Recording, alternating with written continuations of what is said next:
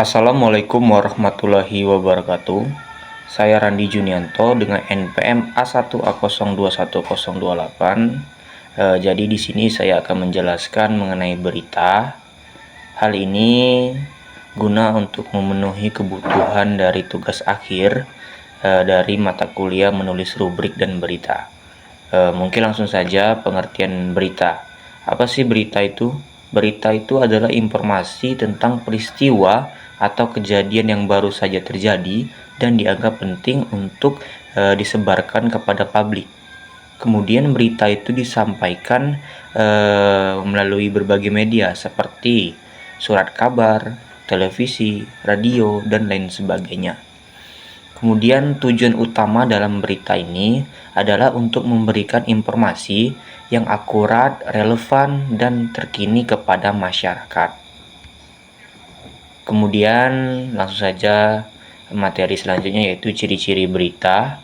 Ciri-ciri berita itu terbagi menjadi 5. Yang pertama, bersifat faktual. Berita didasarkan pada fakta dan realitas yang terjadi. Kemudian yang kedua, aktual.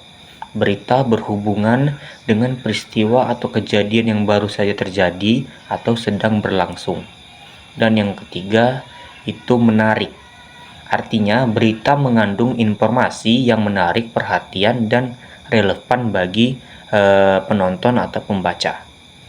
Dan yang keempat, itu objektif.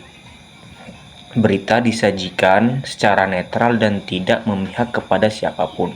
Dan yang terakhir, bersifat lengkap. Artinya berita memberikan gambaran yang menyeluruh tentang suatu peristiwa, bisa mencakup unsur-unsur berita seperti 5W+1H. Kemudian jenis-jenis berita. Jenis-jenis berita juga dibagi menjadi 5. Yang pertama itu straight news. Artinya berita langsung, apa adanya, ditulis secara singkat dan lugas. Kemudian sebagian besar halaman depan dari surat kabar itu biasanya diduduki oleh straight news ini. Kemudian yang kedua itu depth news. Berita mendalam, dikembangkan dengan pendalaman hal-hal yang ada di bawah suatu permukaan. Dan yang ketiga itu investigation news. Berita dikembangkan berdasarkan penelitian atau penyelidikan dari berbagai sumber. Dan yang keempat yaitu interpretative news. Berita yang dikembangkan dengan pendapat atau penilaian wartawan berdasarkan fakta yang ditemukan pada saat di lapangan. Kemudian yang terakhir yaitu opinion news. Artinya berita mengenai pendapat seseorang, biasanya pendapat para cendekiawan, sarjana, ahli atau pejabat mengenai suatu hal peristiwa dan sebagainya. Kemudian struktur berita. Struktur berita ini juga dibagi menjadi 4 atau terdapat 4. Yang pertama itu judul atau head.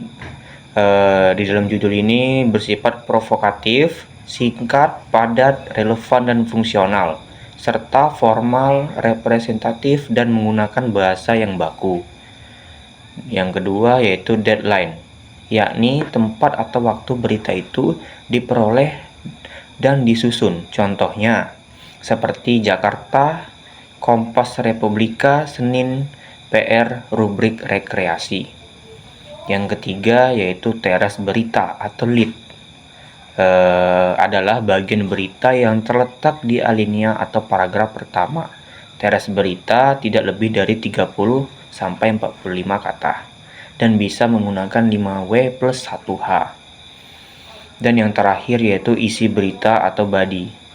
Isi berita mengembangkan informasi yang terdapat pada teras berita, berisi detail lebih lanjut, data, kutipan, dan penjelasan. Informasi biasanya diatur dengan pola piramida terbalik. Hal ini dikarenakan informasi yang paling penting biasanya disampaikan terlebih dahulu.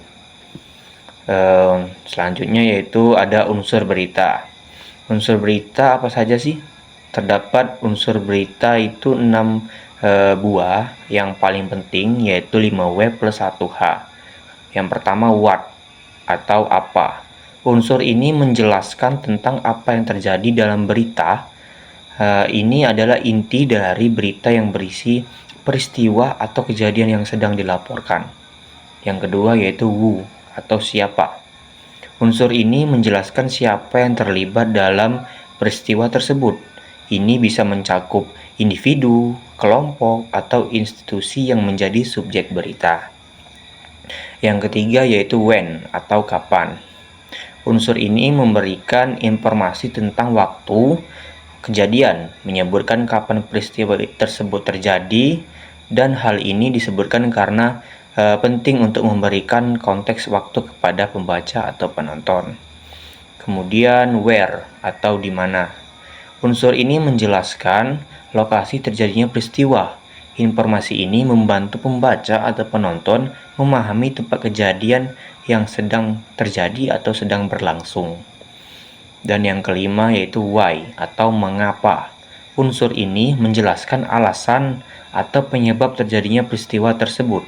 Ini memberikan pemahaman lebih mendalam tentang latar belakang peristiwa tersebut. Dan yang terakhir, how atau bagaimana. Unsur ini menjelaskan bagaimana peristiwa tersebut terjadi. Ini mencakup proses atau kronologi dari kejadian tersebut. Mungkin itu saja yang dapat saya sampaikan mengenai berita. Saya akhiri. Wassalamualaikum warahmatullahi wabarakatuh.